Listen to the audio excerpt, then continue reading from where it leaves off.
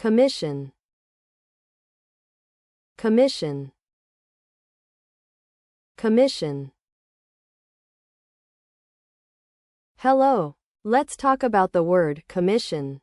So, in terms of part of speech, commission is a noun, but it can also be used as a verb, which means to give someone authority to act on your behalf. As a common usage, you'll often see commission referring to a fee or payment given to an agent or salesperson for their services, like in real estate or insurance sales. For example, she earned a 10% commission on each sale she made. You might also hear it used to describe a group of people appointed to investigate or oversee something, such as a government agency's commission to review a scandal.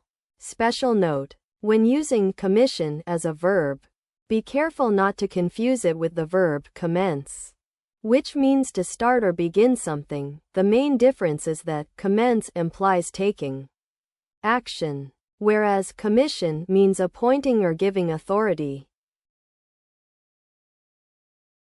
Here are 3 practical example sentences using the word commission with context explanations. I'm excited to share that I've been invited to speak at an international conference in Tokyo next month, where I'll be receiving a formal commission from the organizers for my contribution. My friend just got paid 10% of his friend's painting sale as a commission. He's super stoked and can't wait to buy some new art supplies with his earnings. In our recent study on marketing strategies, we found that having a salesperson receive a commission on each successful product sale led to a significant increase in sales revenue over the past quarter. The formal usage example illustrates a situation where someone is being formally appointed or recognized for their contribution, whereas the casual conversation usage shows how the word can be used in everyday talk to discuss something as mundane as getting paid by a friend. The business or academic usage highlights the effectiveness of using commissions as an incentive in sales and marketing strategies, demonstrating its practical application in various contexts. So, you know when you want to hire someone to do a job for you, but instead of paying them directly, you ask them to work with others and get paid by those people? That's kind of what this thing is. It's like a special payment that you pay someone so they can help others. Usually in a business or professional setting. A key characteristic of it is that the person doing the job gets part of their payment from the other people who hired them through these arrangements. This concept is similar to fees, charges, and even gratuities, as they all involve paying someone for services rendered. People use this thing when they want to share the cost or responsibility with others, often in situations where a single payment wouldn't be enough. Does that make sense? Community, community, community. So, you want to learn about the word community. Okay, let's dive in. The part of speech is noun, which means it refers to a group or collection of people. Common usage of community includes referring to a neighborhood, town, city, or village where people live and interact with each other, as well as online communities like social media groups or forums where people share common interests or goals. You can also use community to describe a specific group within a larger society, such as the LGBTQ+ community or the business community. What's interesting is that the word community has taken on a slightly different meaning in recent years, especially with the rise of social media. Now we often talk about online communities and digital communities, which are groups of people connected through shared interests or experiences, even if they're not physically present. Here are 3 practical example sentences using the word community, along with their respective contexts.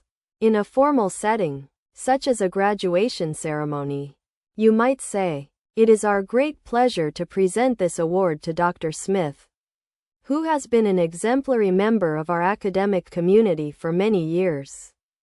This sentence reflects a sense of respect and admiration for the individual's contributions to the broader university community. In everyday conversation with friends or colleagues, you might say, "I'm so glad I joined this new hiking group. It's really great to be part of a community that shares my passion for outdoor activities." This example highlights the social benefits of being part of a shared interest group or neighborhood. The tone is relaxed and conversational. In a business or academic context, such as a research paper or a company newsletter, you might say, "Our sustainable energy initiative has been successful in fostering a community of innovative thinkers and problem solvers across different departments." This sentence emphasizes the collaborative spirit and shared goal-oriented mindset within an organization. The focus is on promoting teamwork and cooperation to achieve common objectives. So, you know how there are groups of people who share similar interests or goals. Like a group of friends who love playing soccer together, or a bunch of people who volunteer at an animal shelter. Well, when these kinds of groups come together and work together to achieve something, or to help one another, that's kind of what we're talking about here. It has some main characteristics, like people working together towards a common goal, helping each other out, and having a sense of belonging to the group. Some similar concepts are team, group, or even just a bunch of friends getting together to do something.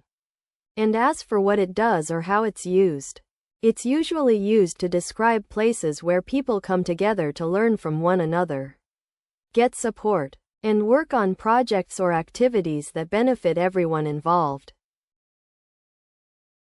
Complex. Complex.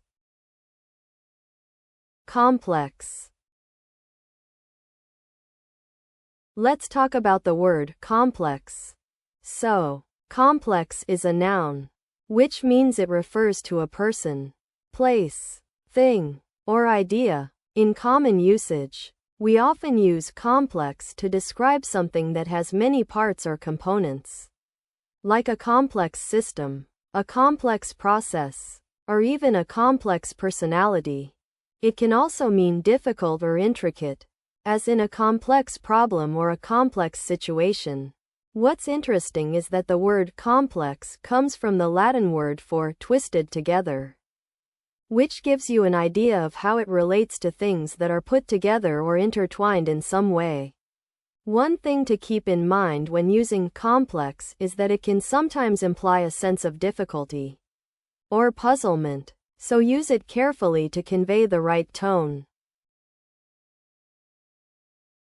Here are 3 practical example sentences using the word complex along with their respective contexts. Informal usage. Saying, "The mathematical equation I'm trying to solve is quite complex and requires a lot of time to understand," shows that you're struggling with a particular formula or concept in an academic setting. This sentence implies that the topic at hand is intricate and demands patience to grasp. In casual conversation, asking, "Is your family's relationship with my family going to be complex now that we've moved?" conveys that you anticipate some difficulty in navigating interactions between the two families due to recent changes or conflicts. This sentence suggests that there might be some tension or unresolved issues that need to be addressed. In business or academic usage, saying, "Our research team is currently studying a complex network of trade relationships between different countries," implies that you're examining a system with multiple interconnected components and variables. This sentence highlights the intricacies involved in analyzing the flow of goods and services across national borders. So you're trying to learn about this tricky word. Don't worry, I'm here to help. When we talk about something being complex, We mean it's made up of many different parts that are connected in a way that can be hard to understand or work with. Think of it like a puzzle with lots of pieces that need to fit together just right. It's not simple and easy to grasp, but rather requires some thought and effort to figure out. You might find similar ideas expressed using words like difficult, complicated, or intricate, which all convey the idea that something has many details or layers that can be confusing or challenging to deal with. As for what it does, being complex often means that a system, process, or object needs to have multiple components working together in harmony. Kind of like how different gears need to mesh together in a machine to get the job done.